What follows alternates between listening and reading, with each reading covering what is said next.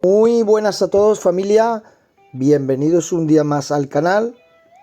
Hoy os traigo un videito cargado de información, así que espero que se quedéis hasta el final porque os traigo una entrevista realizada a Carlos Loza, el cual le hago una serie de preguntas y nos da una serie de respuestas con muchísima información, tanto como del buzón valenciano como cuestiones básicas del palomeo.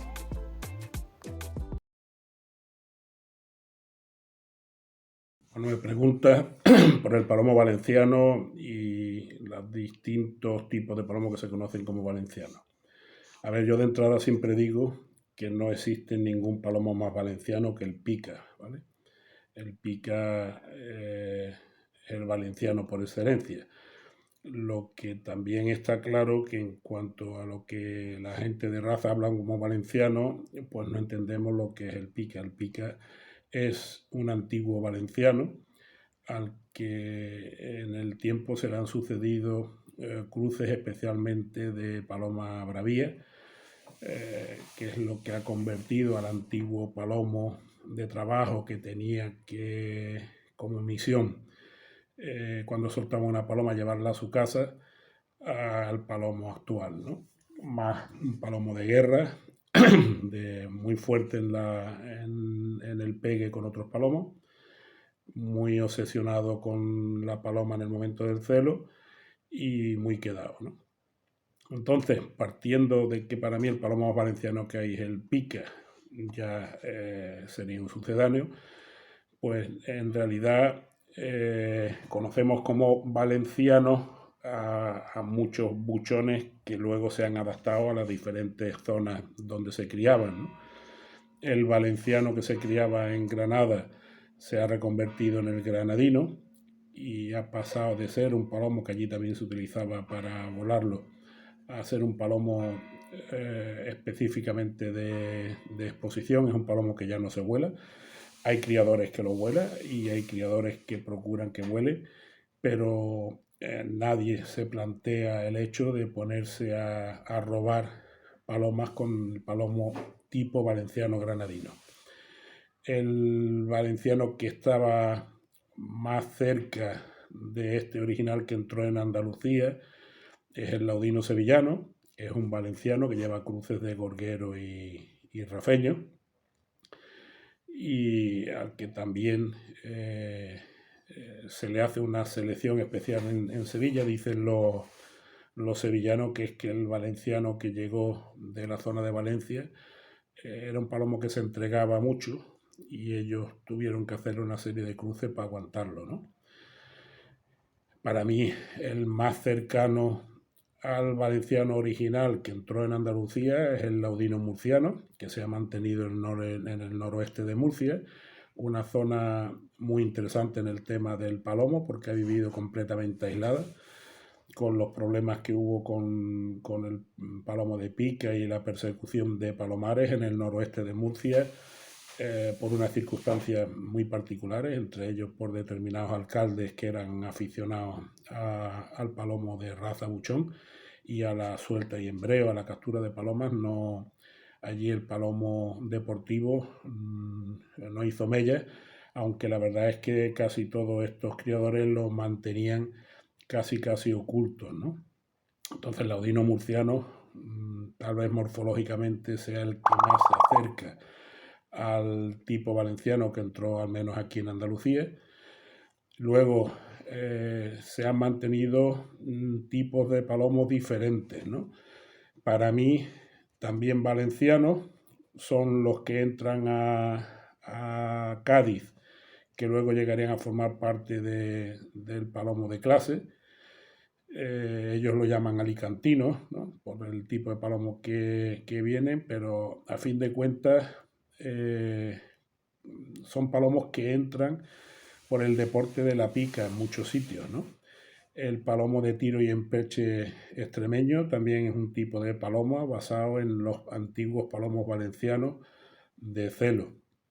En la zona de Peñarroya mantienen otro tipo de palomo de pica que se siguió manteniendo con la idea de que el palomo cazara a la paloma, la llevara a casa y no de quedarse el palomo haciendo tiempo con la paloma, ¿no?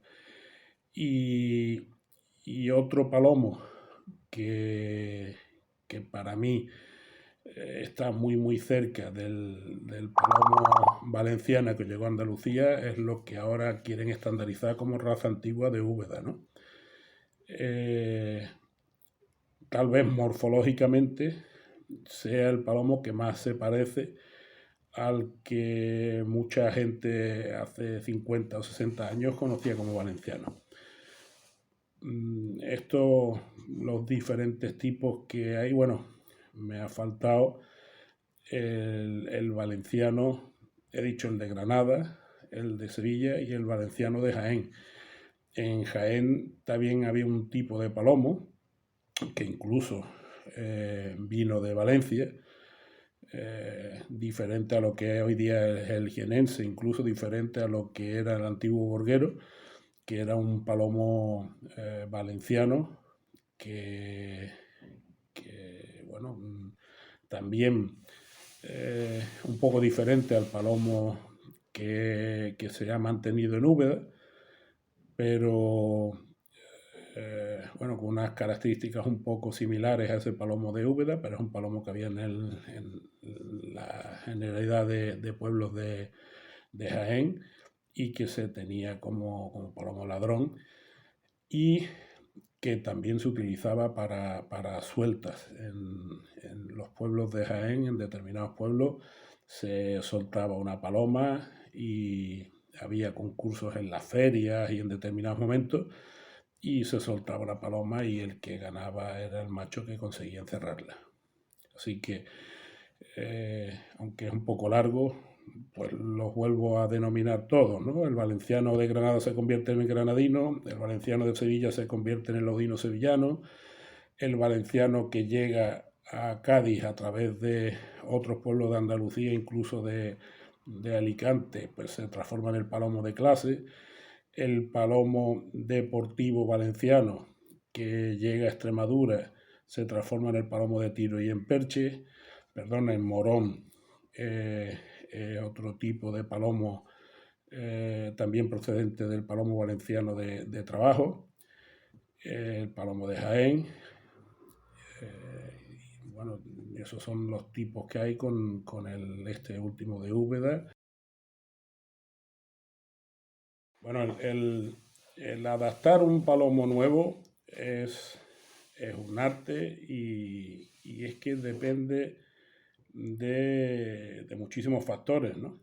El primero para mí es la ubicación del palomar y la ubicación de la cachapera exactamente del palomo, de que el palomo tenga unas buenas vistas a lo que hay alrededor o que no lo tenga, ¿no? Luego de la raza, ¿no? Si la raza del palomo que vas a probar es un palomo muy fuerte o es un palomo que digamos que tiene cabeza, ¿no? Y luego el hecho de que sea el palomo para embreo o para caza de bravía, básicamente en lo que varía es en la hembra a utilizar para asegurar el palomo, ¿no? Mi ejemplo no vale, ¿no? Pero porque yo tengo un sitio muy bien ubicado, que el palomo con un reconocedor ve muy bien dónde está.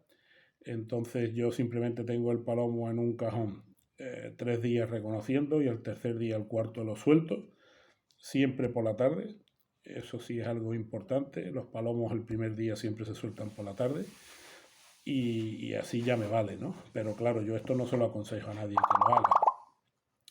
Después también depende de que tengas otros palomos volando o no, porque siempre es más fácil si tiene otros palomos volando, el día que ves el palomo que está un poco despistado, soltar otros, ¿no?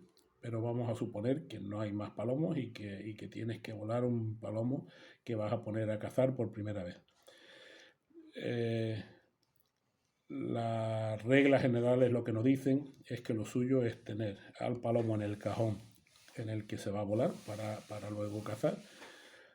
Y lo suyo, el máximo, el ideal, es que críe pichones en ese cajón, ¿vale?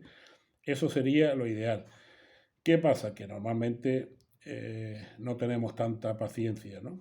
Entonces, como mínimo, lo suyo es meter al palomo en el cajón, que esté 2 o 3 días, que coja el cajón, a partir de ahí meterle una hembra y que la hembra ponga huevos y que incuben esos huevos 7 días, ¿no? Pasamos del que críe pichones, que sería el ideal, pero claro, eso ya es un tiempo que el palomero no quiere utilizar.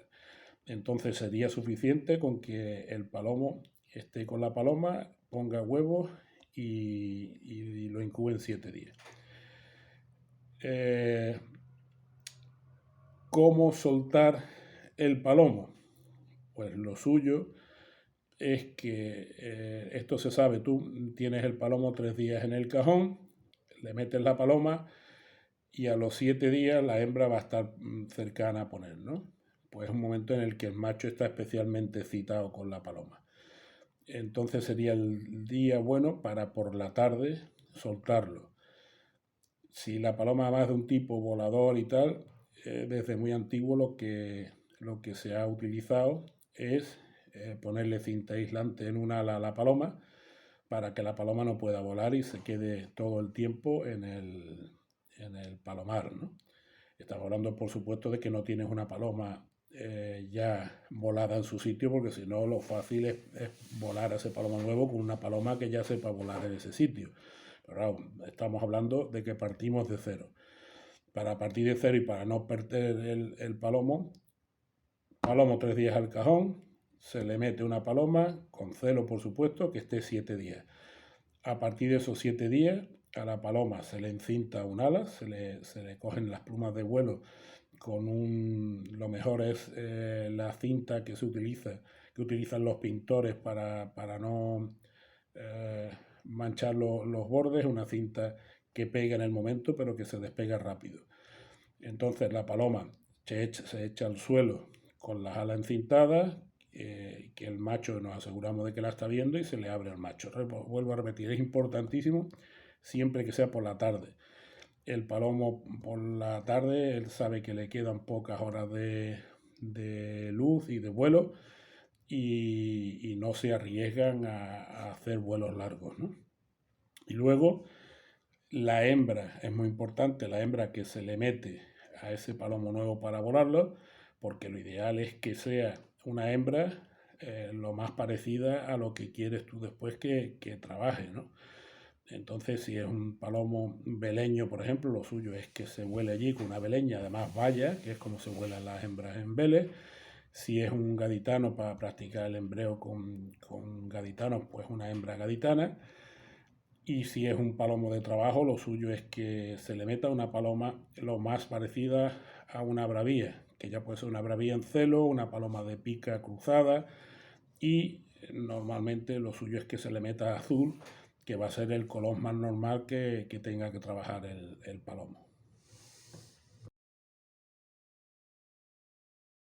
Mira, hablando de los diferentes tipos de robo, voy a empezar precisamente por uno que ya no se practica en España, pero que antes era muy, muy normal, sobre todo en el Levante, ¿vale? En el Levante, en Cataluña, en Palma, que es la única manera que entiende y que saben robar el pueblo árabe, ¿vale? El pueblo árabe jamás ha tenido, por lo menos no tenemos documentos ni nada que lo acredite, ningún palomo parecido a nuestros palomos, ¿no? Primero porque el palomo ladrón de España va relacionado con el buchón y el pueblo árabe, en ningún país del pueblo árabe, que son muy aficionados a las palomas, tienen ningún tipo, ni han tenido ningún tipo de buchona, ¿vale? Pero el pueblo árabe, y lo siguen haciendo en Egipto, en Siria, en Irán, podéis ver vídeos por ahí, que eso es lo que se hacía también antiguamente en España, sobre todo, ya vuelvo a repetir, en la zona del Levante. Lo que se hacían es soltar las palomas por bandadas, ¿vale? Y los aficionados lo que hacían es espantaban a las palomas de su palomar hasta que se subían muy alto en el cielo y se mezclaban con las palomas del bando de palomas de otros aficionados. Y luego el secreto está tú sigues, ellos lo hacen, por ejemplo, con banderas, ¿no? Moviendo banderas hace que las palomas se mantengan en vuelo. Hasta que en un momento dado las palomas las llaman con silbatos o con otro cambio de bandera, de color o lo que sea, que ellas lo asimilen como que es la hora de comer, ¿no? Entonces, el grupo de palomas que ve a su dueño que está llamándola para que le va a dar de comer, se tiran todas de golpe y en ese bando que había mezclado, dentro de ese bando, pues van algunas palomas de otro bando, que son las palomas que roban. Así es como roban los palomos en el mundo árabe, ¿no? Jamás han tenido palomos como los que nosotros tenemos. Dicho eso, la otra forma de robar que hay aquí en España es la del embreo, que es, hay un embreo reglamentado, que es el que había en Cádiz y que se sigue haciendo en Vélez, en que determinados señores llegan a un acuerdo, unos sueltan hembras que tienen que tenerlas sueltas un mínimo de días y otros sueltan machos en un número determinado, en que los machos son siempre los que tienen que tener durante la temporada. Si hay alguno que enferme y tal, lo pueden cambiar por otro. Y las hembras la tienen que tener suelta siempre un mínimo de días, ¿no? Y el juego consiste en que la hembra coja machos o los machos la hembra, ¿no? Luego está el embreo, que se utiliza con palomas colinas normalmente, colillanas le llaman en Murcia, que ya no es en Vélez y en Cádiz, sino en otros pueblos de Cádiz, especialmente, y ahora también en algunos de Sevilla, en que se utiliza una paloma normalmente colicortada para coger machos. Eso se hace en el noroeste de Murcia y sobre todo en Cádiz, en la zona de Jerez y alrededores, ¿no? Luego, ya lo que tenemos es el palomo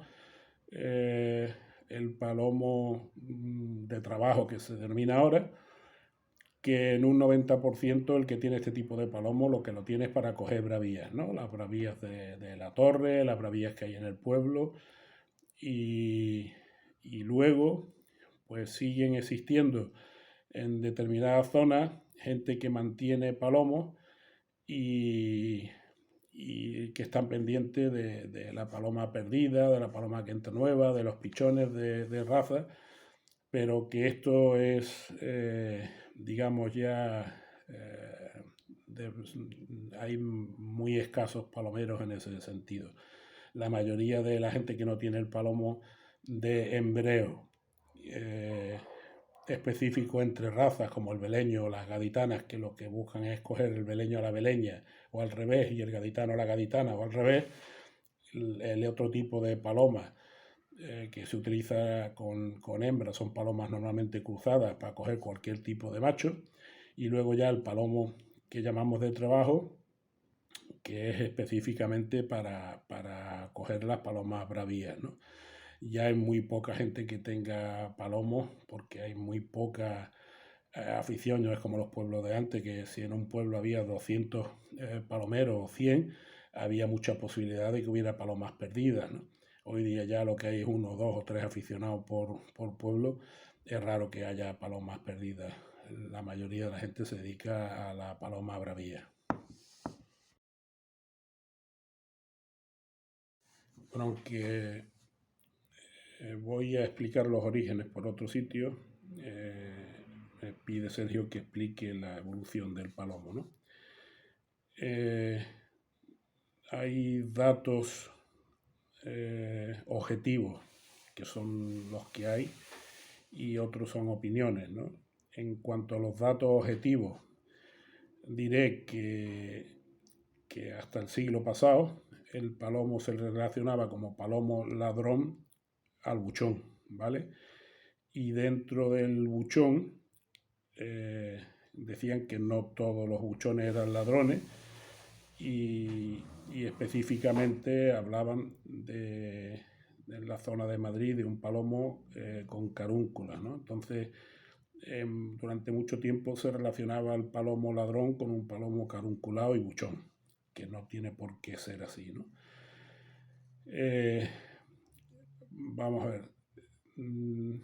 Hay determinados palomos en determinadas zonas, ¿no? Los palomos de pico corto y de buche alto son de Andalucía, salvo dos excepciones. Hay un palomo de buche alto en Murcia, en el noroeste de Murcia, que es el palomo borcelano. Todos ellos descendientes del palomo colitejo, pero a fin de cuentas, todo palomo de buche alto siempre es de esta zona, ¿no? De la zona de Andalucía o del noroeste de Murcia en concreto, con el porcelano, que yo creo que es una derivación de los palomos que había en Andalucía, de la buchona andaluza. Y también los palomos de pico corto siempre están relacionados con Andalucía, salvo un palomo pequeño, ladrón, pequeño palomo de casta, palomo zumbón, que es el que hoy vendría representado por el chato manchego, que es el único palomo de pico corto que no tendría un origen propiamente andaluz, ¿no? Entonces, lo que tenemos en la zona de Andalucía y en el noroeste de Murcia, cuando hay un palomo buchón de buche alto, normalmente son palomos que se utilizan para el embreo, ¿vale? Entonces, en la zona de Madrid, que es de donde tenemos los datos, hay un palomo que es el gorguero, que es el palomo que más resultado le da y es el palomo que en Valencia reconocen como palomo ladrón, ¿vale? ¿Dónde se lía el cacao del palomo y dónde se empiezan a ver la diversidad? Pues cuando hay un señor que escribe acerca de la paloma buchona ladrona ideal. ¿Y cuál dice que es esta? Pues este dice que es el quinterón con mensajero. Entonces, la gente que le gusta la caza de palomas, lo que hace es cruzar sus buchonas en diferentes generaciones con las mensajeras. Pero ahora hay que tener en cuenta que aparte del tipo de buchona que había específicamente dos tipos de mensajeras, ¿no? La mensajera turca parecida al carrier o así, y la mensajera siria más parecida a un tipo de paloma que se llama dana o una cosa así, ¿no? Lo que sería la mensajera de la estrella. Imaginaros la cantidad de subvariedades de palomos que salen cuando vas cruzando el palomo buchón, ya sea el de buche alto o el palomo gorguero, con las diferentes mensajeras y en diferentes generaciones, ¿no? Un gorguero con una mensajera carrier o un gorguero con una mensajera de la estrella, el resultado vuelta a echar con el gorguero ya sea de carrier o de estrella, o con un palomo de buche alto igual, cruzado con una mensajera tipo carrier o de la estrella, el resultado otra vez, y van saliendo generaciones diferentes y palomos diferentes, ¿no? Ahí es donde pega el boom el palomo ladrón, ¿no? Cuando se empiezan a hacer estos quinterones, empieza a haber una diversidad de palomos que antes habían sido, antes eran, digamos, muy concretos, y ahora imaginad que esos palomos concretos que habían, los de buche alto o los palomos gorgueros que había en la zona de Madrid, específicamente en la zona de Valencia, donde más se hacen este tipo de quinterones, ¿no? Y entonces pasamos a tener de 1 o 2 tipos básicos a 10 tipos básicos, porque los palomos esos se van repartiendo, ¿no? Cuando hacen el primer cruce del gorguero con la mensajera de tipo carrier, la mensajera magaña, pues el primer cruce, una vez que el tío lo utiliza y le saca cría para seguro utilizar el segundo cruce, ese se lo regala a un primo, un hermano o lo vende, ¿no? Y lo mismo con las buchonas. Cuando lo van cruzando con las mensajeras, en el momento que van haciendo, ellos van adelantando cruces, los otros los van largando por ahí, no los sacrifican. Entonces, ahí, en ese momento en que la gente empieza a buscar la paloma buchona, ladrona ideal, al hacer el cruce con los palomos o de buche alto o con los palomos gorgueros que había en la época, es cuando empiezan a salir todas las subvariedades de palomos ladrones que hay en la actualidad.